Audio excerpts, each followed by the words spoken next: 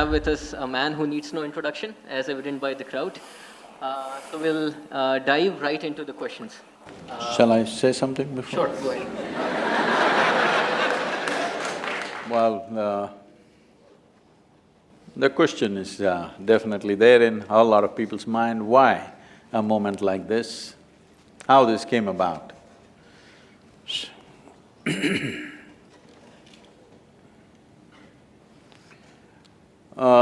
In the last 36 years that I've been active with people, there's one constant refrain from people. Thousands of people have asked me the same question. That is, Sadhguru, when I was 20, where the hell were you? You came when I'm 60. If you came when I was 20, I would have done this, that and something else. I've been hearing this from so many people continuously. So we thought we will step out and talk to people who are below 25 years of age. And that's why Youth and Truth. And the fundamental of this is, see what we call as life. This life, you may have so many ideas about it, so many emotions and thoughts about it, but essentially this life is a certain combination of time and energy. We have a certain amount of time and a certain amount of energy. Time is rolling away for all of us. If you sit here, it rolls, if you do something, it rolls, if you sleep, it rolls, if you're awake, it rolls. Whether in wakefulness or sleep, in work or laziness, whichever way, in dynamism or lethargy, time is rolling for everybody. In Tamil, there's the term that is used for death is kalamaittanga. It means his time got over.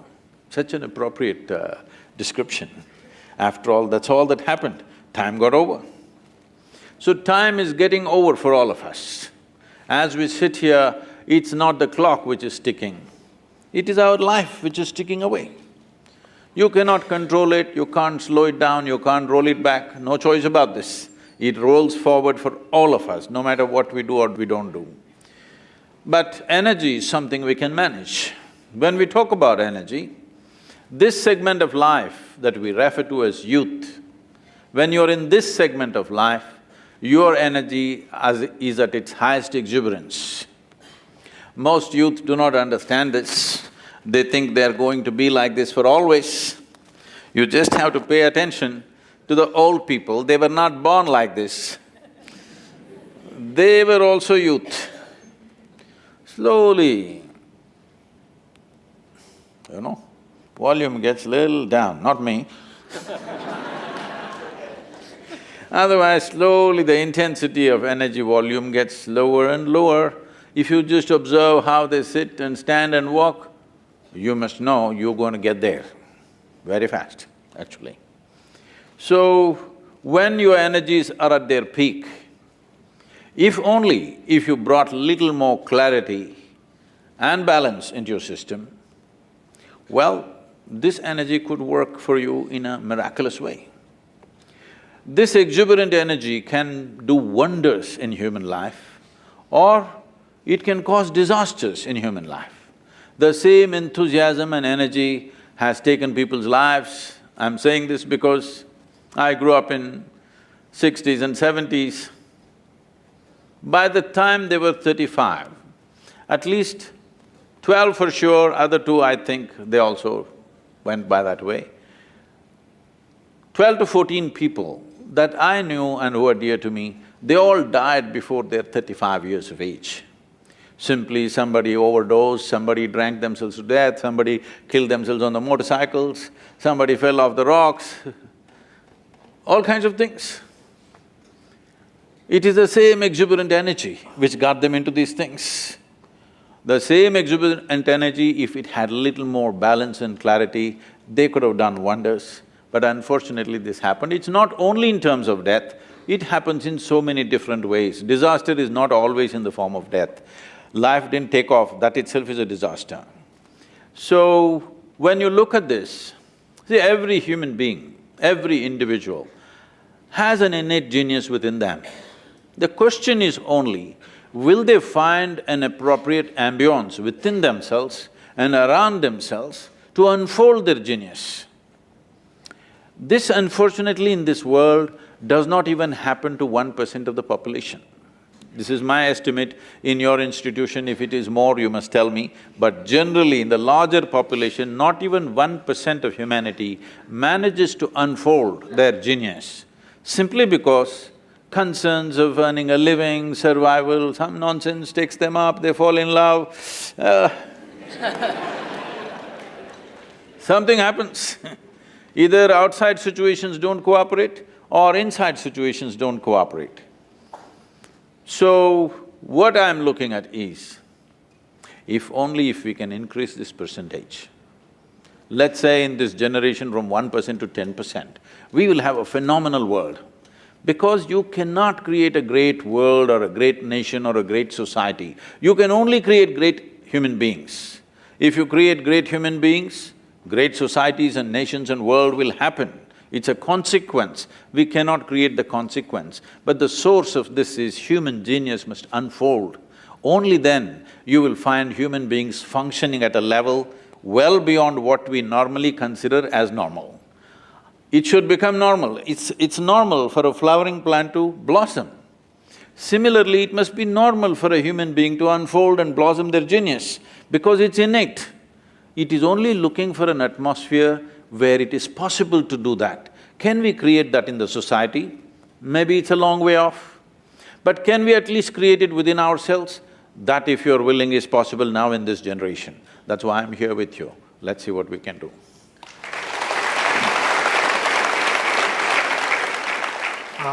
That, in essence, answers the first question which we had planned for you. So we'll actually move on. But what we have tried to do is so we are representative of the student community, and we have taken their questions and actually tried to divide them in themes. And several themes have cropped up, and we'll proceed theme-wise during this conversation. The first theme that cropped up was about ethics and morality. And even though this wasn't the exact formulation of the problem, there were versions of this. And the version was that if Sadhguru could go back into the past, not because of yogic powers, but if there was a time machine, and with foresight, with knowledge about what happened during the World War II, would Sadhguru kill baby Hitler? Is the first question that cropped up.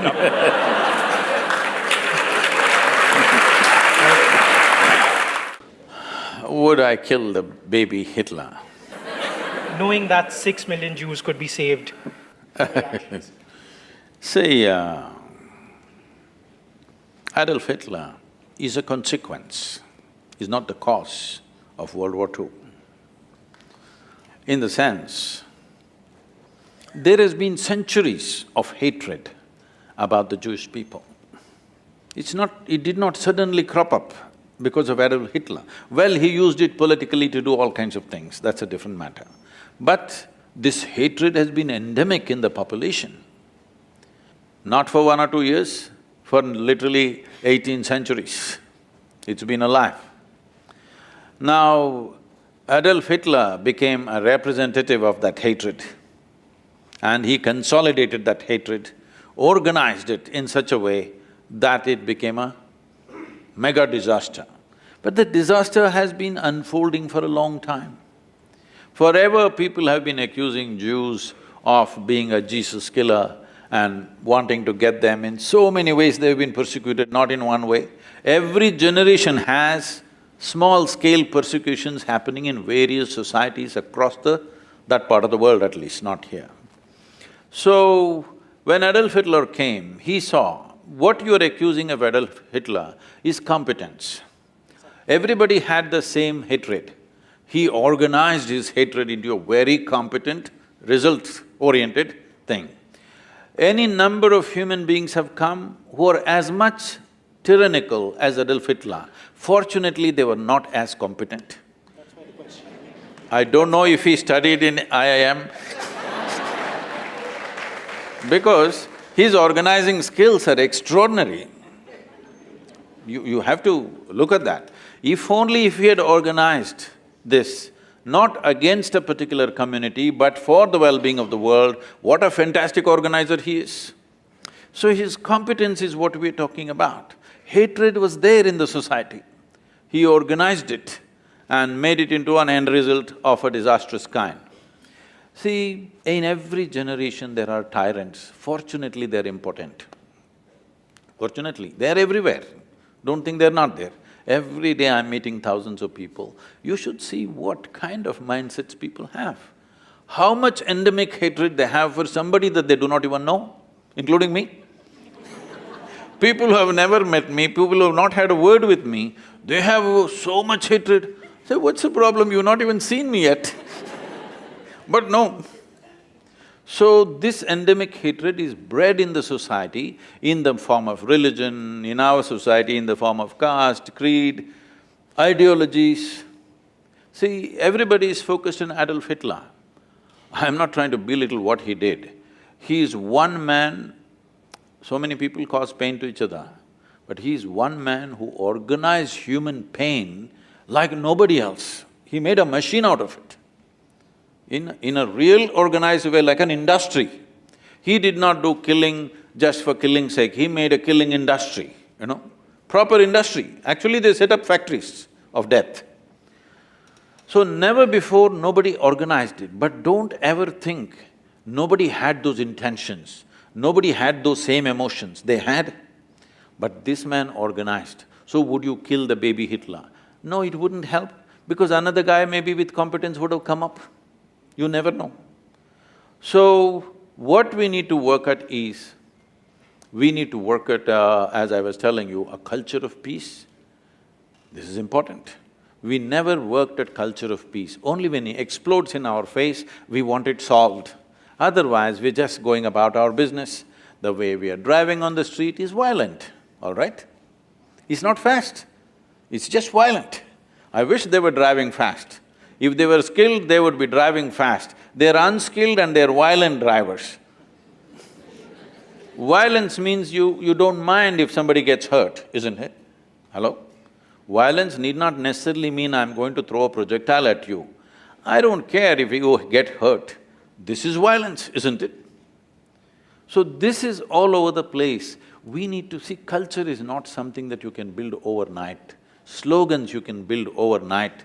You can do anti-demonstrations overnight. You cannot build a culture overnight. It takes a lifetime of dedication to bring that about. Nobody has shown that dedication. Everybody wants immediate solution. When something explodes, everybody will scream. Once it's over, they go about their business.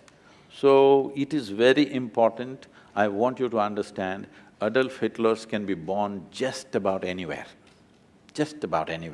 because the culture of disliking and hating other people who are not like you is so rooted in the society, it's just a question of, he must do an MBA here. I'm giving compliments to the institution, it's not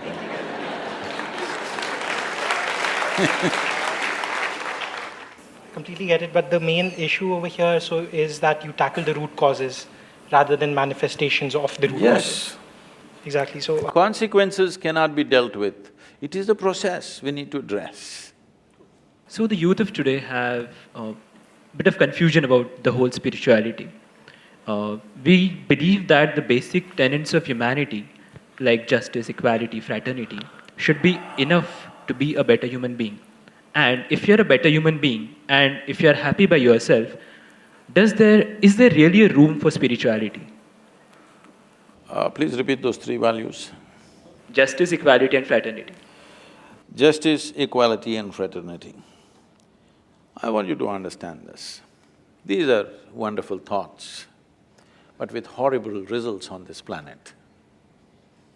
Because people who talked about this, well, Marx spoke about it, Engels spoke about it, Joseph Stalin spoke about it. But Joseph Stalin killed 3 times more than Adolf Hitler. Am I correct on the number, or you're disputing the number? I'm not disputing the number, Okay. but there is a fallacy in this argument. We will come to that. I'm saying you can carry any number of values, but you will see people will learn to subvert their own values in so many ways depending upon how much pressure is put upon them.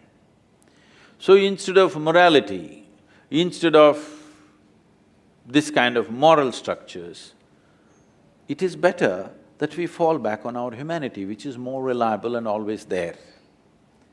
If we want to fall back on humanity, if you'll give me a couple of minutes, okay? See, what is it that is setting us apart? Why is it I must think that there must be fraternity? Because first of all, I think you and me are separate. Now I am trying to build brotherhood, isn't it so? First of all, I think the way you are is whatever. Now I am trying to include you. But how did you come to this? You have come to this simply with little bit of accumulated information in your mind, the data that you carry, which is your thought process. Your entire thought process is coming from limited data. Now this data is the feed for your intellect. Because you understand somewhere, maybe not articulated in your own mind, but you fundamentally understand the nature of your intellect is, it will always make you and others separate, because that is the nature of the intellect. Only because intellect is functioning, you have a discriminatory mind that you can discriminate, that is him, this is me. Otherwise, you won't be able to discriminate. The other dimensions of intelligence, which is in human being, are all unifying in nature. Instead of going into those dimensions of intelligence and functioning, you are using your intellect. If I ask you a simple question, would you like your intellect to be sharp or blunt? You must choose, I'm going to bless you right now. You want it sharp, because intellect is a cutting instrument. So you use a knife to put people together, you will leave it in tatters, believe me. You use a knife to cut things, that's fine. To handle material aspects of life, you use a knife because you want distinction. When you handle people, if you use a knife, maybe with the best intention, you will still cause enormous damage. This is the unfortunate manifestation of the principle of communism. There is no more compassionate expression of humanity than communism, do you understand? You can tell. There is actually, in philosophy, there is no more compassionate expression, because everybody according to their need, not according to their greed, is a fantastic idea. But wherever they tried to implement it, what happened was enormous violence simply because it's an intellectual idea. And intellect can only cut.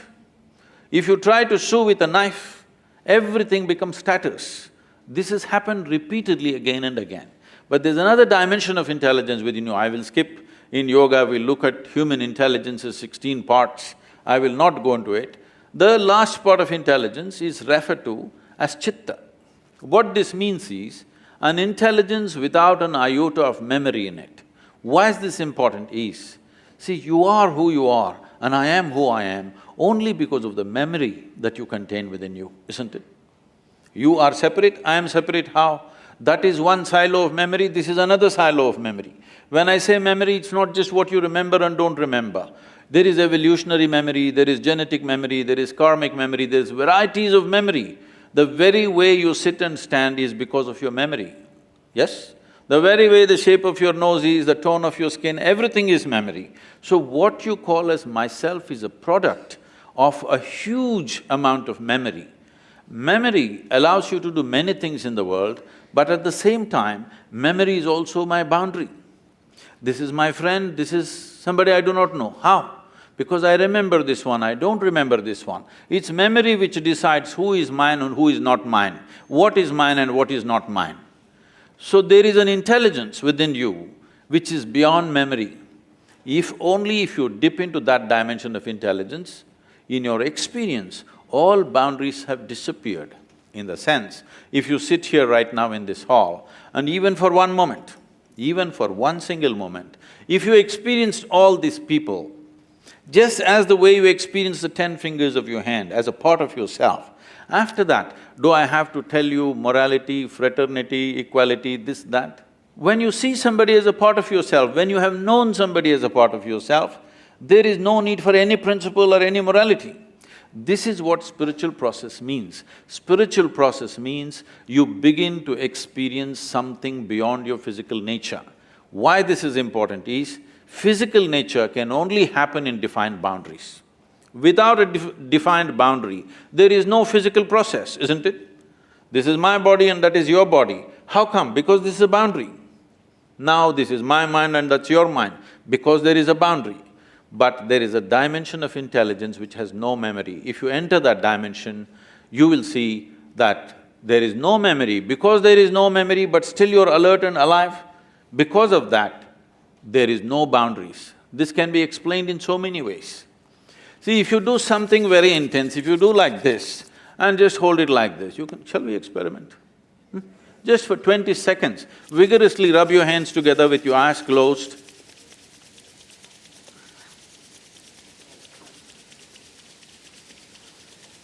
Hold it about 3 inches away from each other.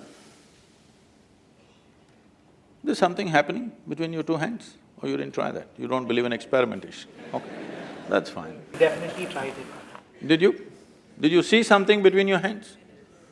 There is a certain energy. Why I'm saying this is, right now your definition of this is me and that is you has come like this. It is… See, how do you know? Can we do another experiment? Are you okay? Your right hand, let's touch your left hand. Is that you? Yes? Yes. Touch the chair on which you're sitting. Is that you? How do you know this? What tells you this is me and this is not me? No.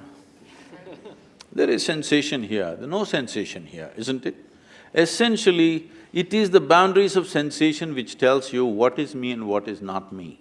What spiritual process means is, you get your life energies into such an exuberance that your sensory body expands. If your sensory body expands, everything within the boundaries of your sensation, you experience it as myself. Right now, this water in this tumbler is definitely not you, but if you drink it, it becomes you, isn't it? This many kilograms, how did it come? Something that was outside now is within the boundaries of your sensation. Now if all these people are within the boundaries of your sensation, even for a moment, if you actually experience them as a part of myself, after that, do you need morality?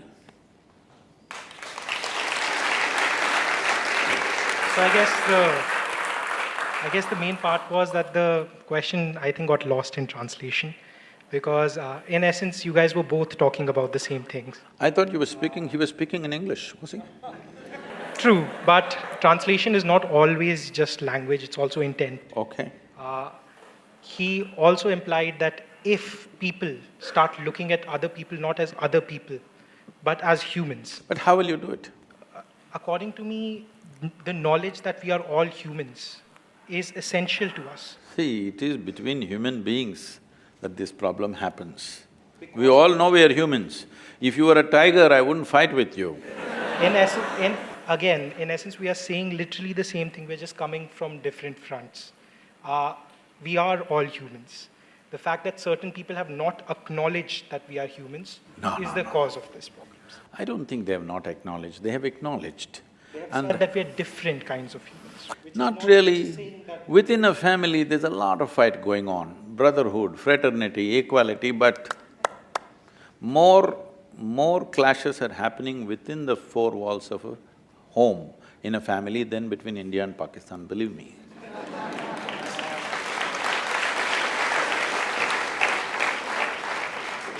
No, you're a little frustrated, you can ask me more questions. Huh? I'm genuinely not frustrated by this, it's just that the example which you have just given, that there are more clashes which happen Is it happening or not? than outside, is in essence, first of all, it is not essentially fact-based because it doesn't take it's on an assumption of how many clashes occur between India and Pakistan. The second is, it assumes that clashes which are occurring within the family are of the same magnitude. See, magnitude is different because we are not armed within the family and we have no intent to kill, all right? We have no intent to kill. But clashes are happening, isn't it? Emotions are happening.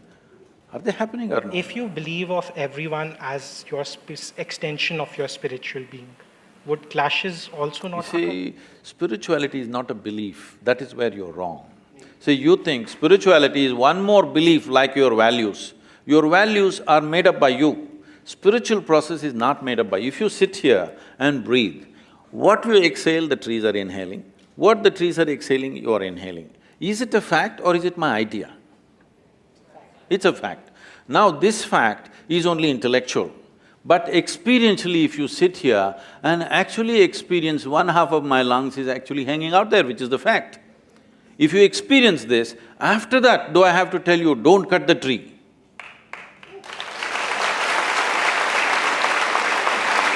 See, there is human thought. This whole thing comes from the fundamental that we have made human thought far more important than the reality of the existence. Human thought is very small because it is just a consequence of little data that you have in your head, isn't it? All the thought that you have is coming from the data that you have gathered. Whatever data I have gathered, whatever you have gathered, whatever all of them put together have gathered, is still a minuscule in this existence. Is it so? Hello? You may be a PhD, but I'm asking you. Is it a minuscule? So with such a small piece of information, you're coming to conclusions which is not right. That is why spiritual process means you don't attach any importance to your own thought and emotion. You see how to dip into those dimensions of humanity which is not defined by boundaries of your physical nature. This is what spiritual process means. Spiritual process is not a belief system, it is not an ideology, it is not a philosophy. When your experience of life is little more than your physical nature, then you use this corrupted word, spirituality.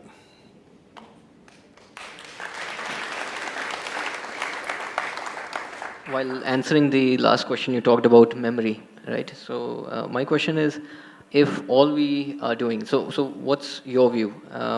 Should we have an all-encompassing memory, or should it be a memoryless being? Because if we are a memoryless being, then there's no concept of future and past. There's no relation between actions and consequences. We talked about experience, that doesn't exist. Now, how does this idea come, memoryless being? You talked about chitta that has… I said memoryless intelligence, an intelligence which is beyond memory. I did not talk about a memoryless being because if there is no memory, there is no individuality of any kind, isn't it? That's what his point. So that's what the point is. I get you. To be an individual, memory is important, but because we have memory, all the It is not shortcomings… memory is important, memory is the basis of your individual nature. Is individualism important, like being… See, individualism means you're trying to make a religion out of yourself. There is no individualism. It is a privilege. Though we are part of everything here, if we don't understand this, we'll get the point when people bury us, that we are a part of everything. Right now we stand up, see, your existence here is like a pop-up on your computer screen. You pop up for 2 minutes and you go, okay? In the life of this planet, you are just a small pop-up. You'll go poop and poop, that's it. You and me, right now when we are here, we think we are this, but all this countless number of people who came before us, you think they were idiots? They were also like you and me, big people, but all topsoil now, isn't it? So anyway, we have no individuality. Individuality is an assumed thing. This is a great privilege creation has given us, though we are part of everything. We are allowed to experience life as an individual, how fantastic it is. We are greatly, grateful to this process because it allows a little bit of individuality for these few years that we are here. These years in the life of this planet is really nothing, 2 seconds they calculate something out of the billion years, whatever it's been here. So if 2-second pop-up assumes individualism, what is that? It's a privilege that we have some sense of individual experience. Otherwise, we would have no experience if there was no memory, okay? So if you dip into chitta, does my individuality completely vanish? No. When you dip into it, it gives you an experience beyond the boundaries of your individuality. Because of this, see, you are in this country, you're an Indian, but can you travel out? If you travel out, you're not an Indian anymore. Still am. You still are, just the same way.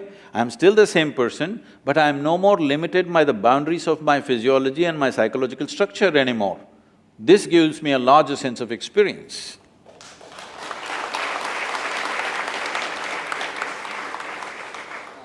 moving on to the mythology. So we know that Iliad was written by Homer, right? A blind guy. He wrote that there are 14,000 horses. But since we know that he could not have seen it for himself, we believe that there's some sort of historical, storytelling going on there. Would you say? But nowadays, all the scriptures, religious scriptures, are taken as gospel. So should we also believe that there is myth making in Ramayana, in Mahabharata, and that taking them as gospel rather than just work of literature is wrong? I don't see anybody taking Ramayana and Mahabharata as a gospel. There are certain factions which are… No. They cannot, because they'll get freaked out with confusion. Because there are all kinds of people in Mahabharata, the best sort of man, the worst sort of man, in between every kind of man and woman. Is there over 100,000 characters? How can you make a gospel out of it? So you said storytelling. I don't know if you've seen the byline of Youth and Truth, not the seriousness of gospel, but the playfulness of gossip, because gossip has always been reliable. No, at any time in history, nobody went by the official version. Whatever the official version came, people asked around with their friends and relatives what happened. When 5 people said 5 different things, people learned out of their wisdom to extract some truth out of the gossip. But people always relied more on the gossip than the official version, isn't it so? It's not just today, always. However, given that this gossip can lead to a transformation of this truth to an extent where it's lost forever, do you think that's troubling? See, first of all, you're questioning, did it actually happen, right? So we are saying that the same argument which you have given is the argument which is usually used these days to say that buildings which were constructed by the Mughals were actually not Mughal structures. Okay. I get the however, point. that's gossip being misinterpreted completely. Now, see, if you come further south, people are questioning whether Rama existed or not, okay? This is just a question of poor memory. When the entire nation has been talking about it for thousands of years, now the problem is your trust in printed word is more than the spoken word, that is the whole problem. But you must understand, this is a oral culture. We always transmitted most significant things orally. You may think it's insignificant because it's not written, but anybody can write it down. People have written it down now it's a printed word. But now somebody questions, did Rama exist or not? Not in one place, in entire culture, when everybody is talking about the same story with minor variations here and there, it could not have been just made up by all the people, So I guess his point was also by bringing in the Iliad example the same, that the war on Troy did happen, but the fact that Homer says that 14,000 horses were there is clearly not truth. Maybe not. Maybe Ram did exist, but other facts which are… other things… See, we are, after all, Indians, we invented zero. We have certain freedom in using number of zeros. We're taking liberty with that. Don't… see, whether 6,000–7,000 years ago, whether 100,000 men fought or 10,000 men fought, doesn't make a difference. The way the story is said in this country is not for its facts, but for its truth. You're trying to bring out a certain truth. The fact of it, whether 100,000 men fought, 10,000 men fought, what does it matter? You don't have to manage that war today, it's over. So the important thing is, what is there for me to learn from that, all right? If that's a question mark, we can go ahead with that. I guess that was his point itself, that when you look at religious texts, as you would learn from… See, don't call them religious texts, this is nation's history. So let's say if you look at another piece of literature, you would derive learnings from it. Literature is different, history is different. Literature can be fiction. History is written in a dialectical way so that it's always relevant for you. I'm saying 6,000 years ago, whether a man existed or not, what's my problem? Unless he has something to contribute to my life today, isn't it? However, if history has been written and the facts of the history are not clear, then how See, this is what I'm saying. The fact is like this. Suppose 6,000 years ago, Rama had a wife whose name was not Sita. What's my problem? we are not questioning whether the name was… Not only the name, I'm saying, okay, he was not… his father's name was not that, it was something else. He was somebody else. What does it matter We to are me? even questioning the sequence of events over here. You can. How they… See, sequence of events also you can question, but what I'm asking is, a 6,000-year-old drama, if it got little mixed up, it is not your problem. The problem is just this, is there something for us to get from that? That's all the thing is. Now, why we are worshipping Rama in this country is, he's not a super success. He's a serial disaster, if you look at it. Yes. Even today is having real estate issues, that's why you brought this up.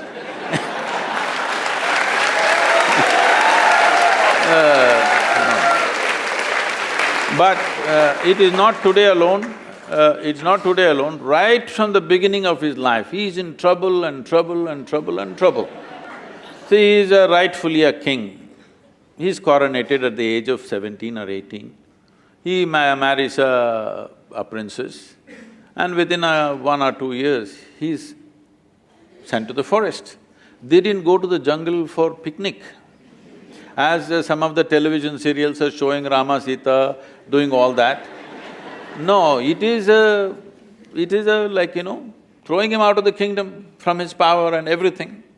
That itself would have shattered a man, but he settled down there. But Rama is also an insecure person who, when Sita came back to him, first she sat through fire. We will come there, don't First jump. she sat… First, let's kidnap her, no. See, now you're changing the… See, now you're changing the sequence of things. First, let's kidnap her, all right?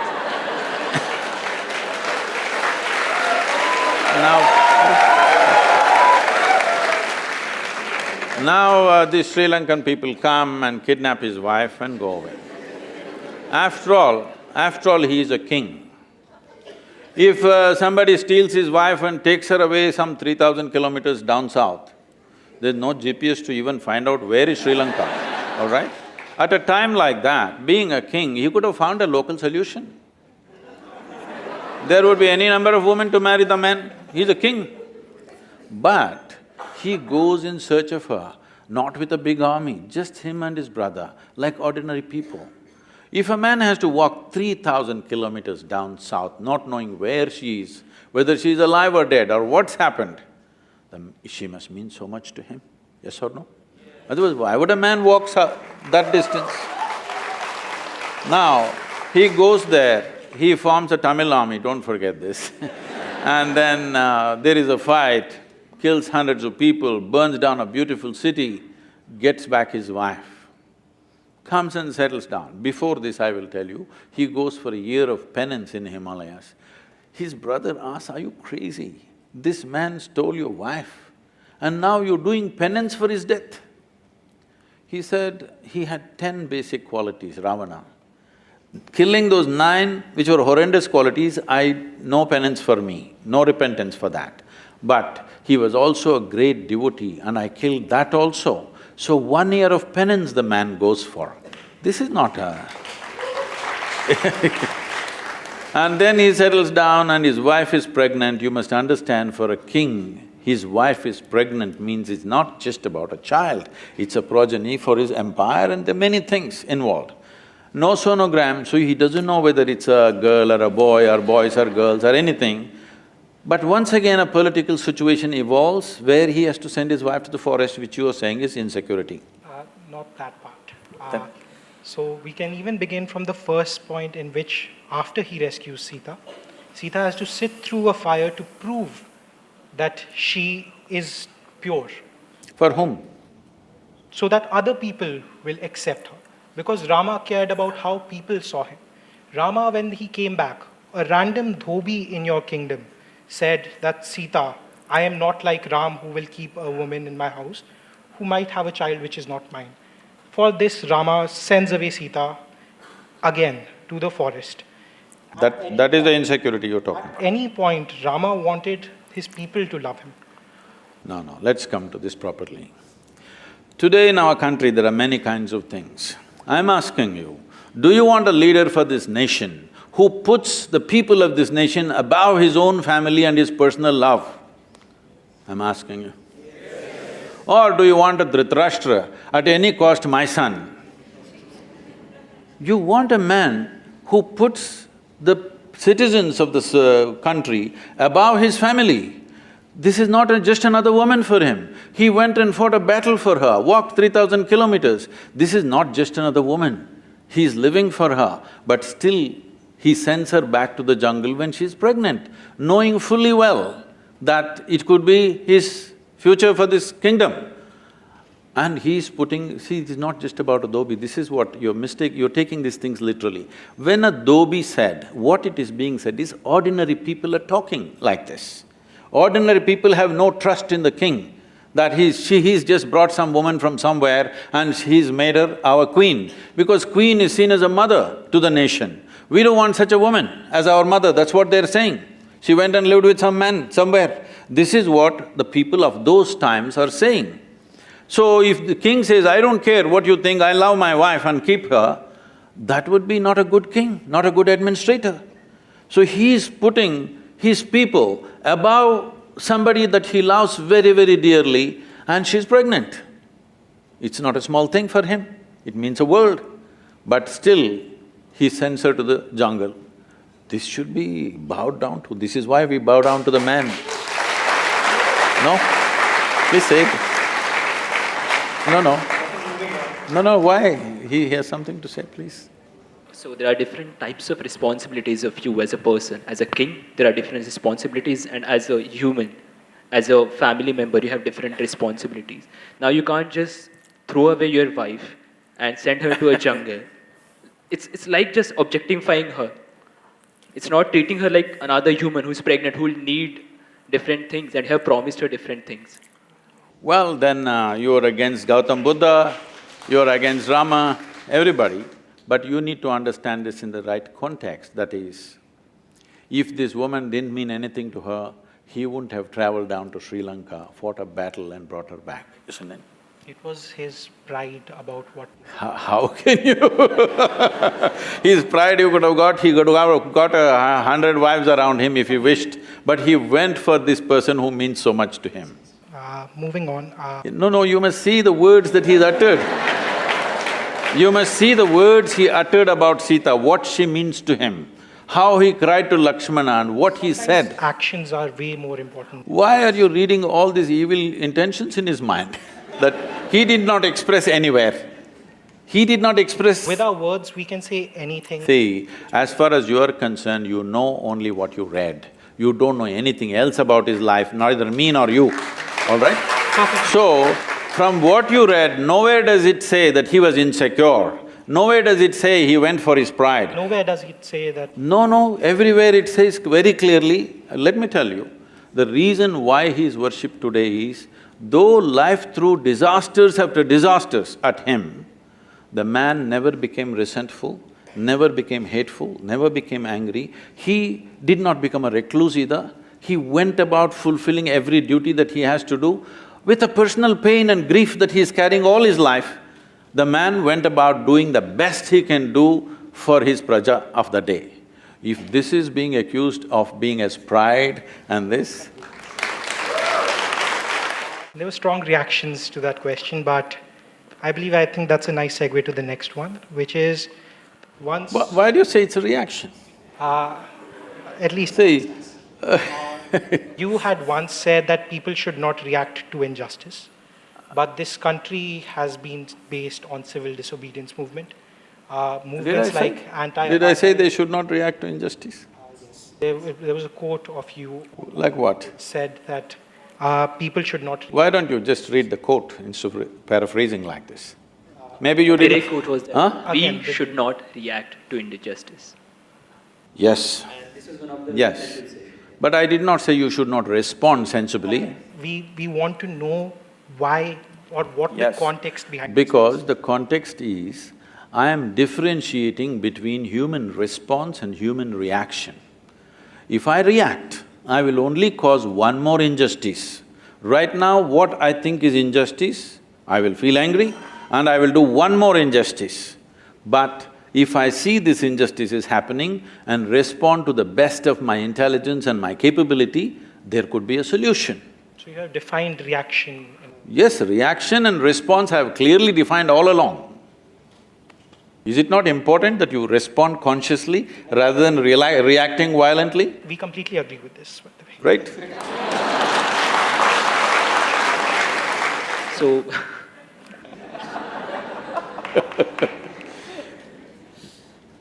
I'm glad your serious face is gone, you're laughing. Now we can talk. so this was you quoted somewhere that religions have nothing to do with the lynchings that have been going on around.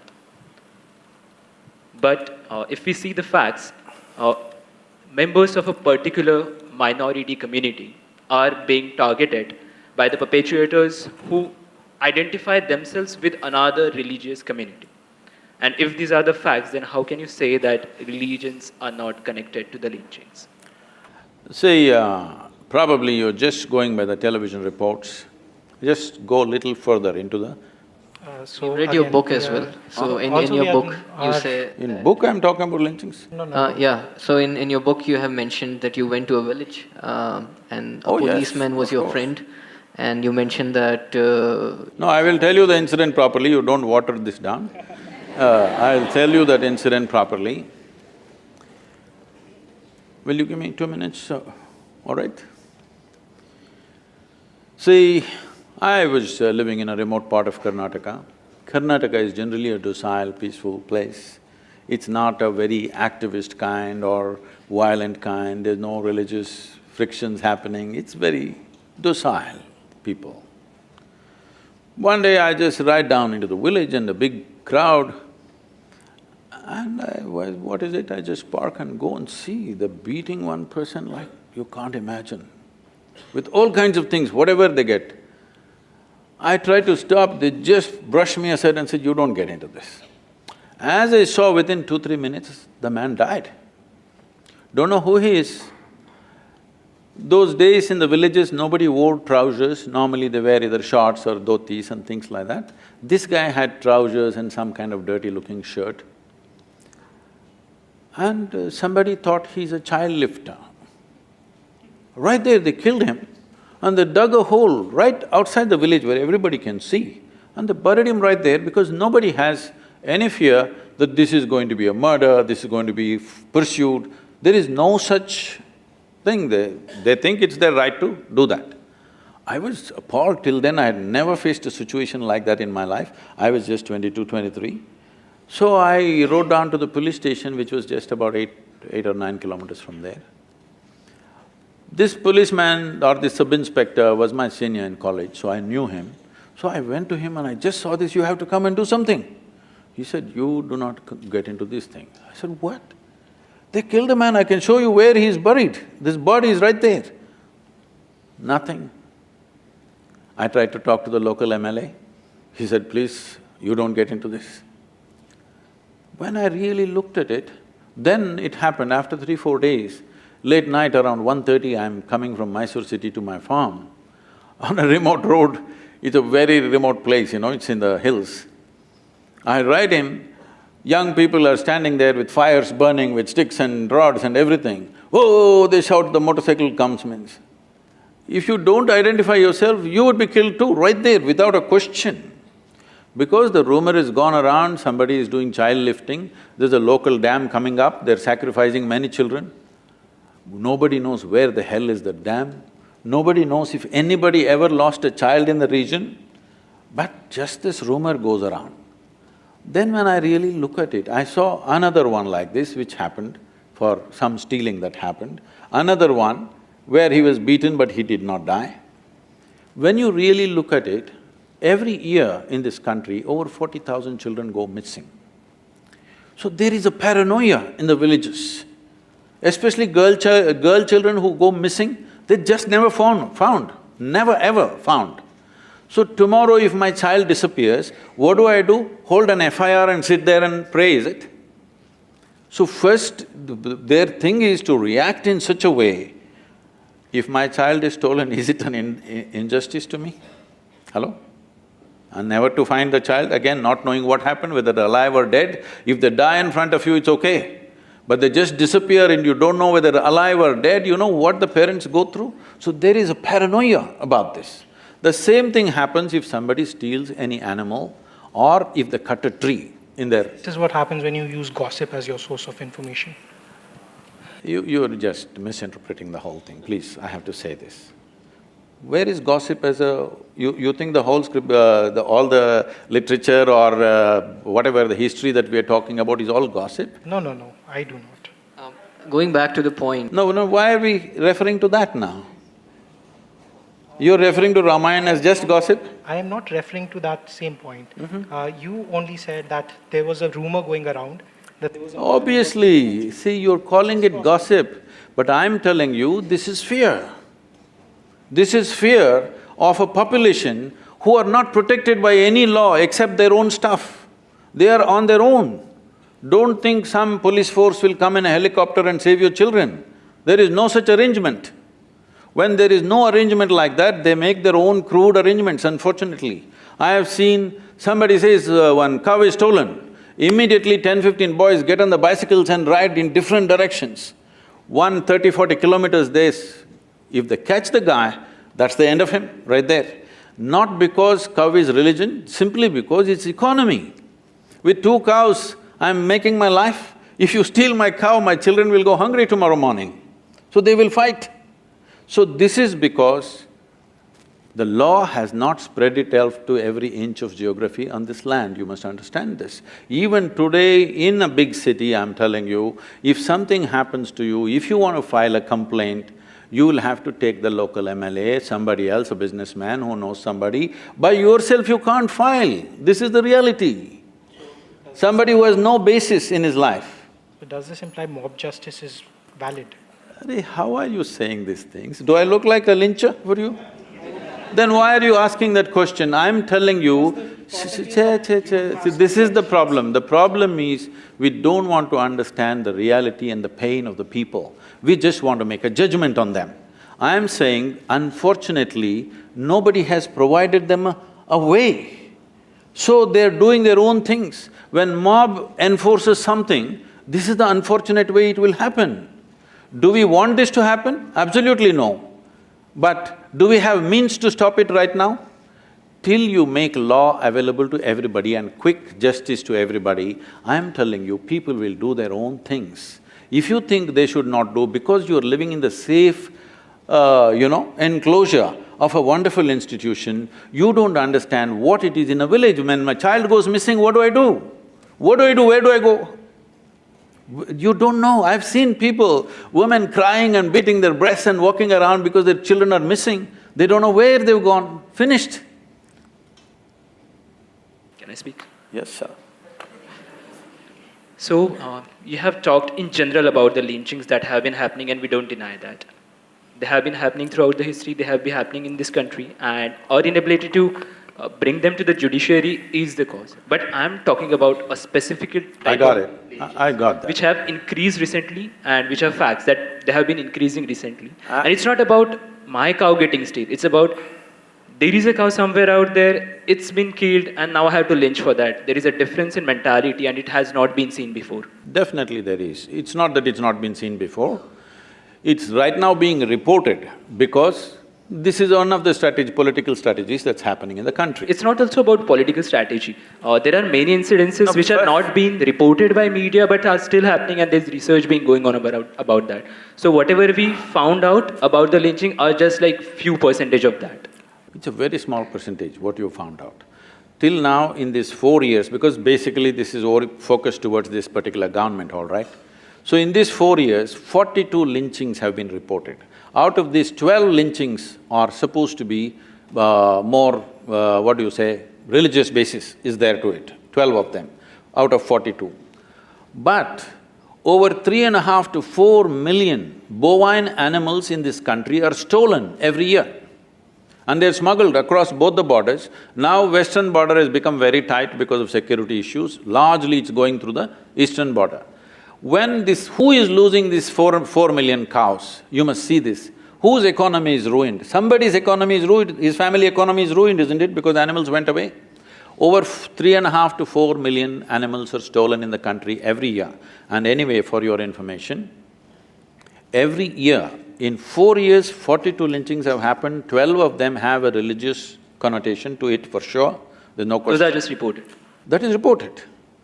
But what is not reported is every year, over 100 uniformed men, including BSF soldiers, are lynched and killed by the cattle smugglers. That's totally a different issue. Let's not bring that into it. That's totally a different issue. No, please, why is it? It's connected, right? So this is not No, just about… please, let us… Why? Just because somebody wears a uniform, is he supposed to die?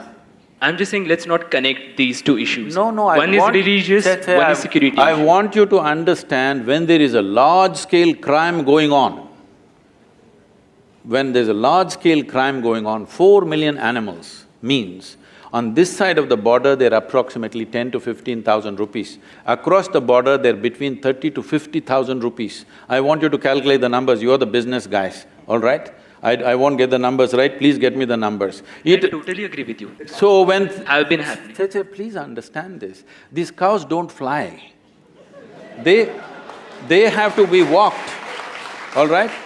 These cows, these animals have to be walked or transported in trucks. Only small amount is transported in trucks, rest of them are walked in the nights, okay? From across the country, 4 million animals. When such a large-scale crime is happening, you think there will be no reaction at all? When nobody is caught? Why change now? Why now? Huh? Why recent few years? See, it is not now, it is only reported now, it's always been happening, I'm telling you. They have reported only 42 lynchings. I will, I am on camera, but I'm telling you, from my experience of rural India, I would say anywhere between 200 to 500 lynchings have happened in these 4 years. And similar numbers or much bigger numbers have happened in the past. Because unfortunately, this is how things are enforced in this country. You have to change it means you have to create an enforcement mechanism that's available to everybody. In United States, they say an average time in which a police car arrives is 3 minutes and 20 seconds, even if it's in Montana, average time. In New York City, they will arrive within 30-40 seconds, armed men, not just handguns. If you open their boot, they got a shotgun, they got rifles, they got works. Now, a lathi-wielding, cycle-ridden policeman comes, you think he can handle these 10, 15 youth or 100 youth who are indulging in this violence? He is not capable of handling. So can we create a nation where law can be enforced, or are we just going on accusing each other, you did it, I did it, I did it, you did it? What's the point? If you want to create a law-abiding nation, the instruments of law should be strengthened. We're talking about police reforms for 25 years, where the hell are they? Exactly, I think we were also thinking at the same time. So like, to wrap up the argument here, I'll be wrapping up your argument. So what you're suggesting is that mass hysteria is pretty common, has already existed, mostly because of… You can give names sitting in the comfort of your well-to-do homes, you can give these names, it's mass hysteria. Tell me, any of you ladies, I'm asking you, suppose your child is stolen and you know that you may never find, how will you react? You will go wild, all right? Don't call it mass hysteria, this, that. This is absence of law enforcement. We are also agreeing with that it is strong… But why are you calling it mass hysteria as if it's some kind of an ailment? I mean, this is caused because people don't have enough information, or they believe in rumors, or because… See, there are rumors, but why are you ignoring? Every year, 40,000 children are stolen, it's not a rumor, it's a fact.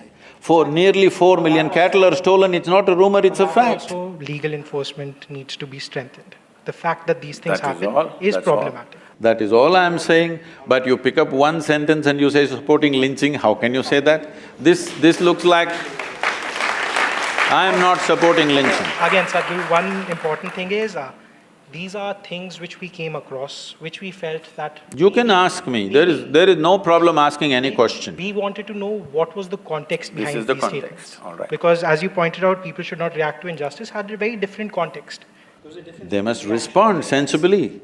In a conscious manner, human being means one significant aspect of who we are is, see, we do the same things animals do. We are born, they are born, we eat, they reproduce, we sleep, they sleep, we die, they die. We do the same things. Only difference is we can do these things consciously. If we give up that one consciously acting, we are just one more creature on this planet. So I was making the distinction, if you react, you will just express your animal nature in some way. So this whole lynching business is just a reaction. But at the same time, people are helpless, they have no other way. There is no other way. You can go and file an FIR and hold this paper in your hand. You will not see anything happening in a village. You have said that all men and women are equal. We all believe that. Why should you believe? Like there's no disagreement here. I thought it's the same species. What do you think? It is. But you have also said that you cannot imagine your own household without a non-working mother. Did I say that? I guess… Yes. No. My mother was working more than anybody else. I think so. She took a lot of pride in doing her work.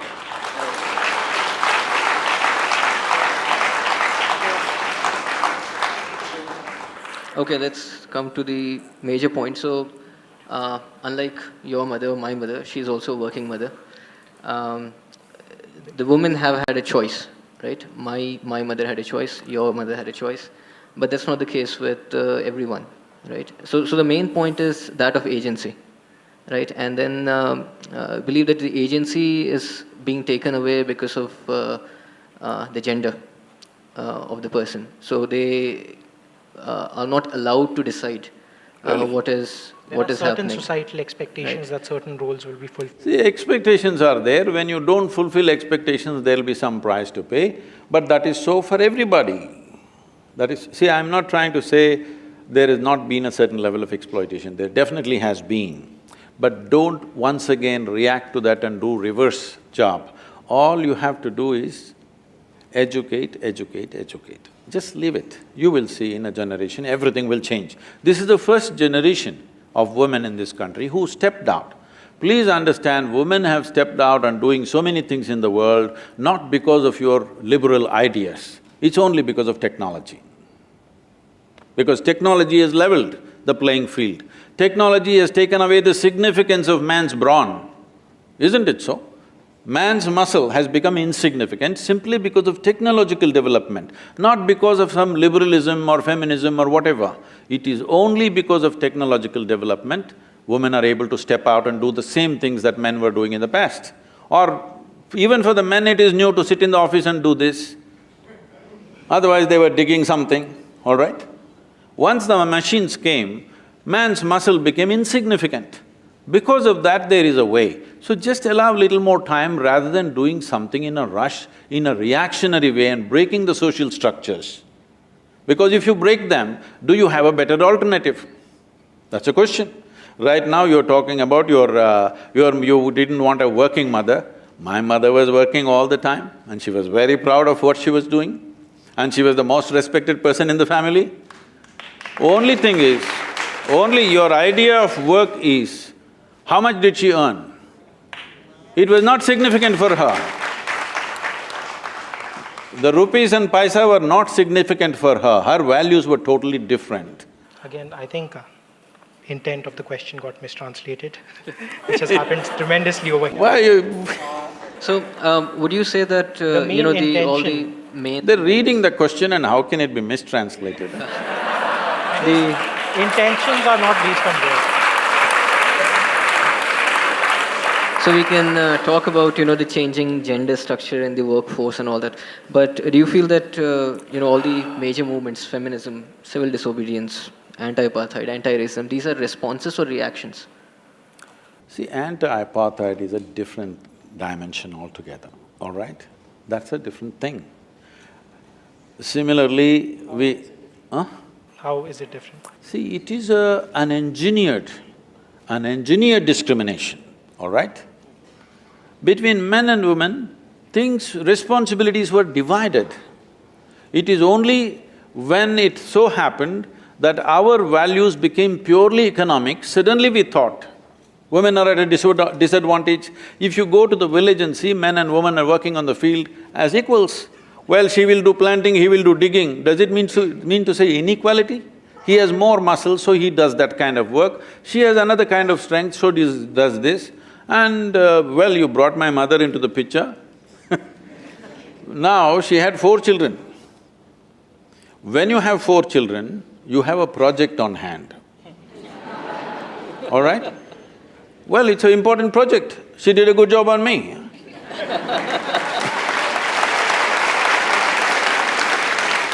The kind that I was, if she did not tend to me constantly, I don't know what I would have become, all right?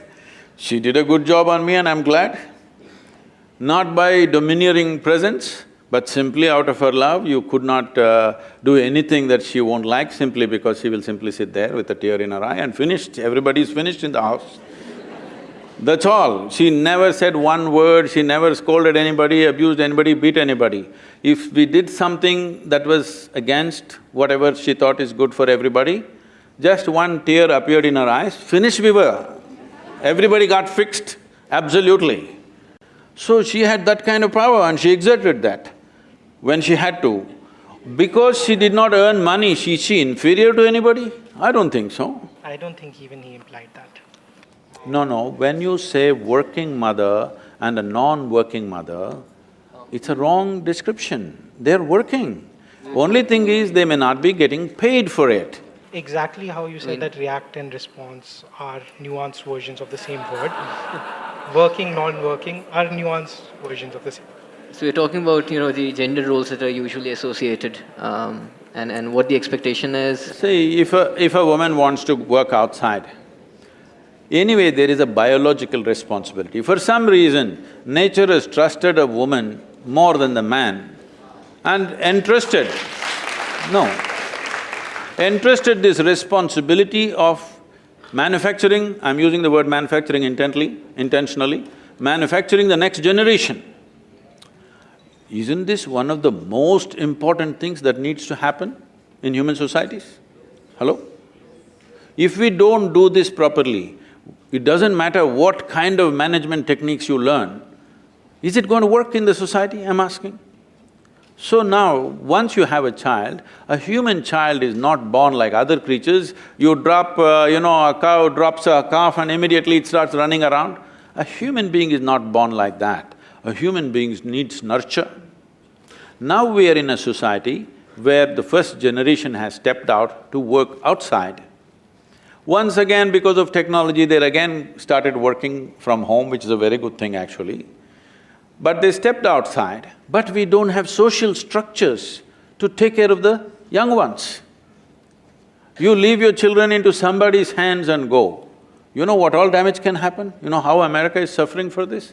Though they have lot of structures and laws about how children should be taken care of, in spite of that, I'm just saying this because just a few days ago, they brought this child, who's 8-year-old girl from Ohio, an Indian couple.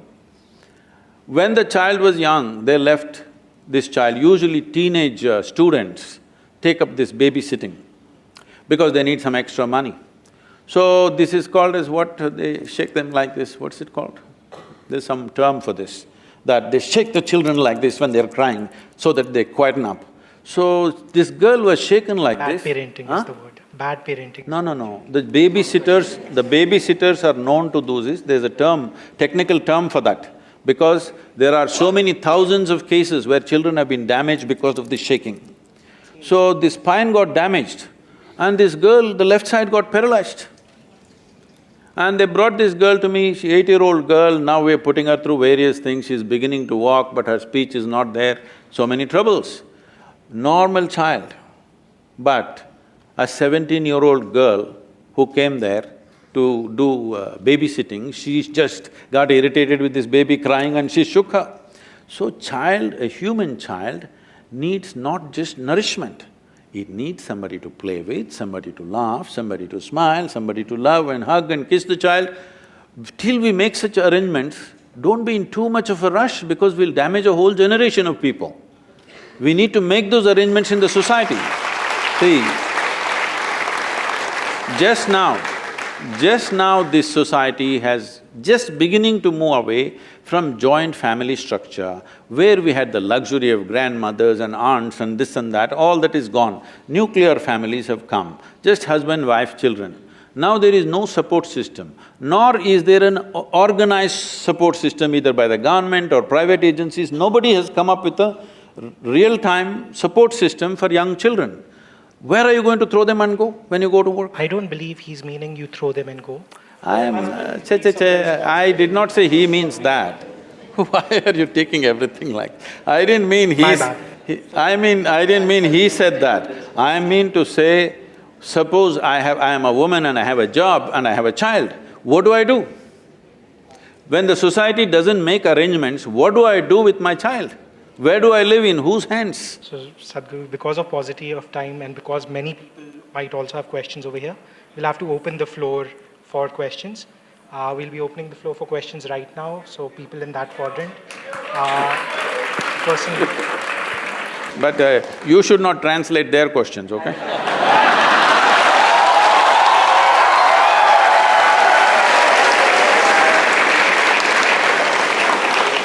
Question that if I get a seat at IIM, my parents are very happy and then they congratulate me for my hard work. But the same thing, if I do not get a seat, they are like, you will get what God intended for you. So if already everything is predestined for me, why do I take up all this effort to even work hard? No. It is not predestined, they just have a system as to how to address the failure.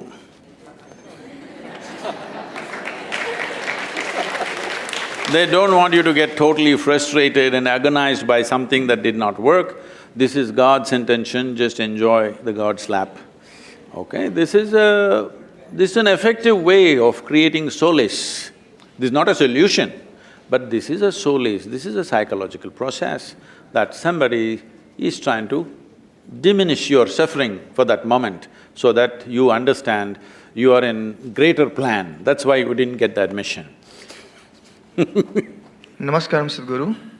My question is, everybody has got their own dream, especially related to career. But sometimes the dream of a child goes against the willingness of his parents. A child wants to do something and his parents want him to do something else. What should a child do in this situation? Should he go with his own dream, against his parents with his own dream, or should he kill the dream inside him and obey his parents? Namaskar. Are you the child, sir? Yeah. No, luckily I am not. Please. Well, we must understand this. If what we want to do is not in an already laid out path, if you want to do something different, if you think you will ever do it with everybody's approval, it'll never happen, all right? At the same time, somebody has born you, somebody has brought you up, somebody has educated you, somebody has… in many ways they lived their life for you. Can you just reject them and do what the hell you want? No. So, you must understand, the parent and child relationship is that of love. You must increase the love volume and do what you want to do.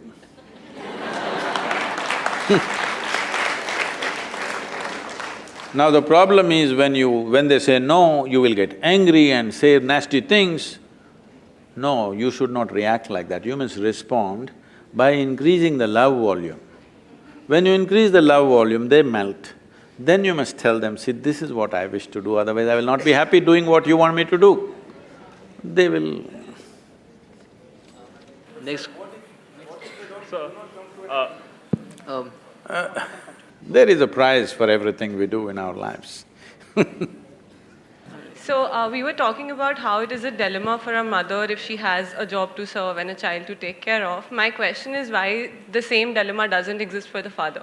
Because we're talking about a mother should be there to play with the child, to take care. Why can a father not be there? Or why the same dilemma doesn't exist for the father as it does for the mother? It is not that it doesn't exist, it does exist today. It is just that at an early age, a child prefers mother's company more than the father's. When he starts running around, he likes father. When he is still crawling and boo-boo-boo, he likes mother. At least the first 3 years, 4 years, the child prefers the mother because it's natural for the child to prefer that comfort of a mother. But when he starts running around 6, 7, 8, then he wants father because he wants adventure. He wants to go out, he wants to go on a motorcycle or he wants to go somewhere else. But early age, he wants the comfort of the mother. Now, generally, we have not created this. This is something we can do, which we have been talking about but it's not happened. There are many people like this. I said such people move into one apartment. One lady who's really good at children, good with children, she could take care of all the children very well and do something, some cooperation has to happen because we have banished our grandmothers and aunts and others, we can't stand them anymore. At least somebody who could be paid something but who's a volunteer, not simply a paid person who's going to shake your child like this. Somebody who has some care and concern for the child has to be there. But unfortunately, those arrangements are yet to happen in our society because it's new. Arrangements have not come. I'm sure in the next 15, 20 years this will come, but there is a certain amount of suffering in the meantime. So, for the manifestation or the achievement of the goals or passions, or even for holding a king cobra, as you say, a wholesome control over the chemistry of thoughts and emotions is necessary. So, at this point in life, with so many stimulations, opportunities, distractions, ambitions, passions, everything hovering all around, how to achieve that control over the chemistry of thoughts, emotions and fears as well. So how to aggravate or elevate that ether within to read that, like to reach that silence within where we could do what we want and whatever we want becomes what it is. It's a long question, eh? See, one thing is, when it comes to what's within us, if we do not harness the prowess of this body and the prowess of this mind, you will not do anything significant, isn't it so? The question is, what methods do you have? Right now, the only methods you have is education. That is learning techniques, learning methods, learning information, exposure, this. There are other ways to do this also, where you can organize yourself that your body and your mind takes instructions from you. This is one aspect of it. It must. Your body and your mind are your most basic faculties that you have. They must take instructions from you. If they work against you, you're finished, isn't it? Right now you call this stress, anxiety, nonsense, whatever. Essentially, your intelligence is working against you. Your thought and emotion is not going the way you want it to go, it's doing its own thing. Well, if you cannot manage your own mind, how the hell are you going to manage, let's say 100 or 1,000 or 10,000 minds? Because management essentially means you must be able to manage the people. Managing the people means you must get everybody to get to one intent and act in a significant way. How will you do this when your own mind doesn't take instructions from you? You cannot manage yours, but you believe you can manage theirs? There is no way it's going to happen. This is why a whole lot of people who are in successful professions are all having ulcers, heartburns, heartbreaks and all kinds of things because they are upping the activity without enhancing themselves. It is like you want to be on a Formula 1 track, but you went with your small little car that everybody drives to the office. Then if you drive at a certain speed, four wheels will go in four different directions. This is what is happening to a whole lot of people. When they aspire for what they want and go at it, their body breaks down, their mind breaks down, something happens simply because they have not strived to enhance this. First you enhance this, activity will open up in the world for you. But you are in a rush for the goals that you have set up already. Because of that, you don't spend time on the… If you do not enhance the machine, activity cannot be enhanced. Stress will happen, breakdown will happen, isn't it? But when it comes to the outside world, there are a lot of misunderstandings about what is coming our way. Can I tell you a joke? Are you? Because it's been so serious, like This happened in Michigan. A tiny little bird was very exuberant and happy, and winter started coming. It should have gone south, but it was so happy it forgot about it and little late. Then it tried to fly, but because of the cold, its wings froze and it fell down. Then a cow was passing that way. It's an American cow.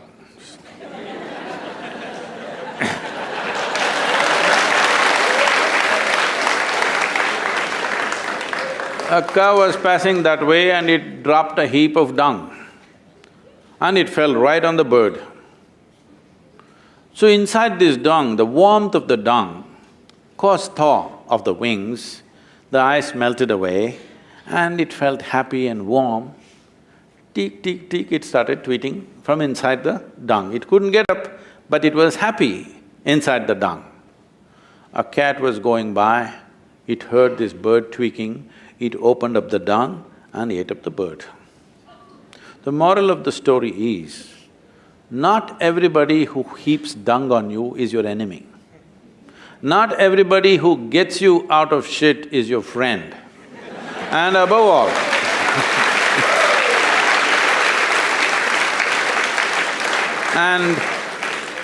and above all, when you're in a heap of shit, keep your mouth shut.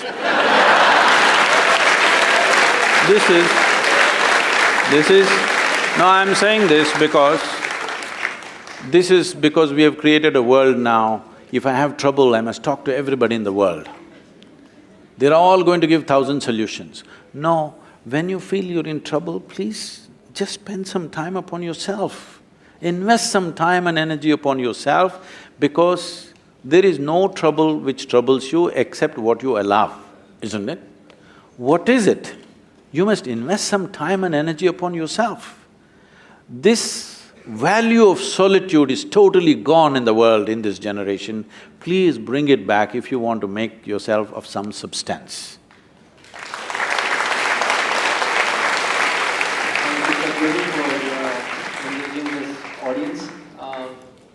I'd like to just thank the Isha Foundation for such a wonderful show they put on.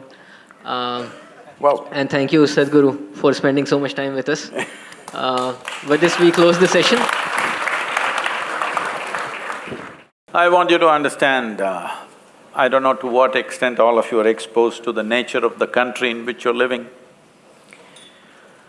We constantly keep gloating about the tremendous things the nation has done in the past. Yes, it is true. But we've also forgotten a whole lot of horrendous things that have happened to this country, and today we are where we are, where there's inequality of absurd kind, okay? Absurd kind and most cruel kind.